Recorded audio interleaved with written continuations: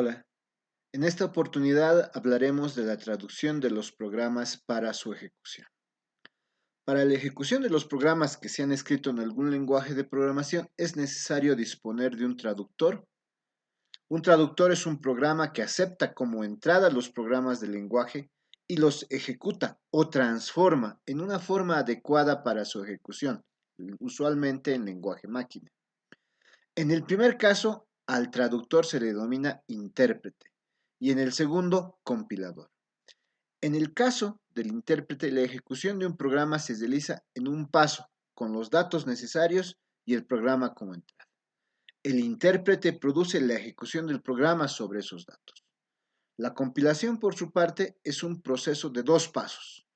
El programa original o código fuente de la entrada se convierte en un programa o código objeto, que es el que se puede ejecutar, si ya está en lenguaje máquina, sobre los datos que se desee. Un programa que puede tener diferentes módulos se compila a un código que se denomina máquina. Ese proceso de compilación utiliza librerías que son estáticas y el proceso de ejecución de ese código máquina utiliza librerías dinámicas que dependen del entorno del sistema operativo. En cambio, cuando hablamos de un intérprete decimos el programa, que es una sesión interactiva, va a trabajar sobre un comando y sobre su resultado. Esto se va a interpretar por el intérprete en un estado de sesión que se va a ejecutar y va a determinar una entrada o salida de datos. En general, el lenguaje del código objeto debe ser a su vez traducido por un ensamblador en un nuevo código objeto, que será linkado o unido con otros códigos objeto, cargado en localizaciones de memoria adecuadas y finalmente ejecutado. Incluso en ocasiones el lenguaje objetivo es a su vez otro lenguaje de programación, con lo que el proceso es más complejo, aunque similar.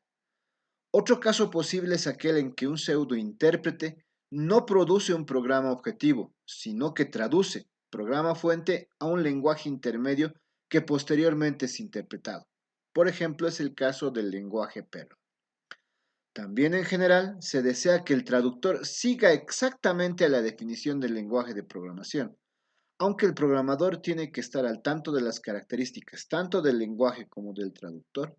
En ocasiones el lenguaje está definido por el comportamiento de su intérprete o compilador en particular, denominado traductor definicional, aunque sea una mala práctica. Las fases que tanto un intérprete como un compilador deben llevar a cabo son: primero, un analizador léxico debe identificar los tokens del programa, palabras clave, constantes, identificadores y otros, ya que inicialmente el programa se entiende como una secuencia de caracteres. En ocasiones hay un preprocesamiento previo para transformar el programa en una entrada correcta del analizador léxico. Segundo, a continuación, un analizador sintáctico o gramatical identifica las estructuras correctas que definen las secuencias de tokens. Tercero, finalmente, un analizador semántico asigna el significado de forma suficiente para su ejecución o la obtención del programa objetivo. Estas fases exigen el mantenimiento de un entorno o ambiente de ejecución que administra el espacio de memoria para los datos del programa y registre el avance de la ejecución. En general, un intérprete administra él mismo el ambiente de ejecución, mientras que un compilador lo administra de forma indirecta, incluyendo en el código las operaciones necesarias. Cualquier lenguaje de programación puede disponer de un intérprete y o un compilador. En general, los intérpretes disponen, además de mecanismos interactivos, para que el usuario manipule entrada y salida, introduzca el programa en un terminal, recoja los resultados de manera determinada, entre otros. Sin embargo, también en general los intérpretes son menos eficientes que los compiladores, ya que estos permiten la optimización del código en análisis previos o la ejecución del programa.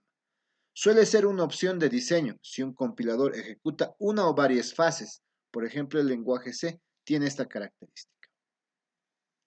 Hay otro aspecto que influye en la selección de un intérprete o un compilador. Son las propiedades del lenguaje que pueden ser determinadas antes de su ejecución o propiedades estáticas, y las que no, llamadas propiedades dinámicas.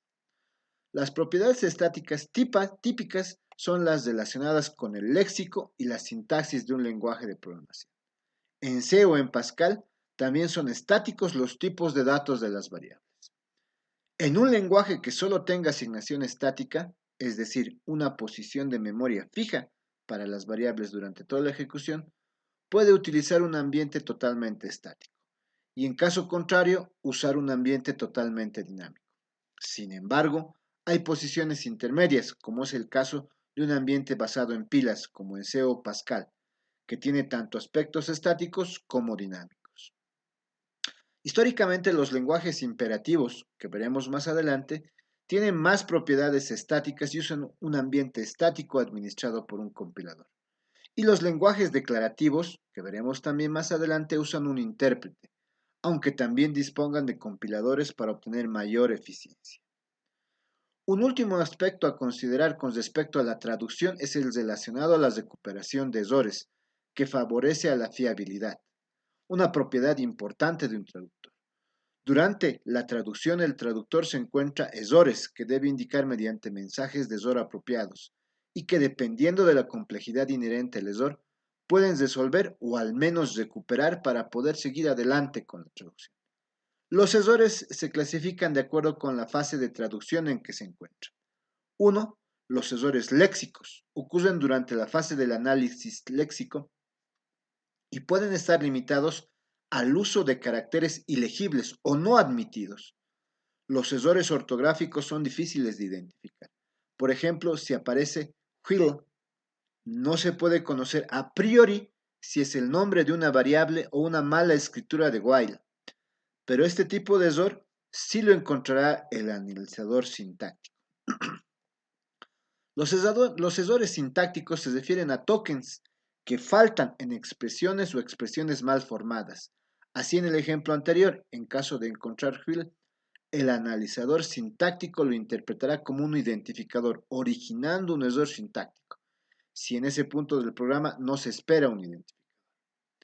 Los errores semánticos pueden ser estáticos, detectados antes de la ejecución, como tipos incompatibles o variables no declaradas, o errores dinámicos, detectados durante la ejecución como una división por cero o un subíndice fuera de rango.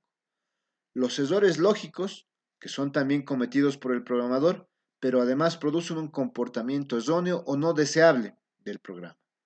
En el siguiente ejemplo en C, cuando U y B sean iguales a 1, se entrará en un bucle infinito. Ustedes pueden analizar el código presentado. Y sin embargo, el programa no tiene errores léxicos ni sintácticos y es semánticamente correcto desde el punto de vista del lenguaje, aunque su ejecución no sea la deseada en algunos casos. En ocasiones, en la descripción de los lenguajes se especifican qué errores deben ser detectados antes de la ejecución, cuáles pueden provocar un error en tiempo de ejecución y cuáles pueden pasar desapercibidos. Pero el comportamiento preciso de un traductor respecto a un error no suele estar especificado. La pragmática de los lenguajes de programación se ocupa de aspectos como la especificación de mecanismos para activación o deshabilitación de opciones de optimización, depuración y otras facilidades pragmáticas que suelen incluirse en los traductores. Bueno, nos vemos en un siguiente video.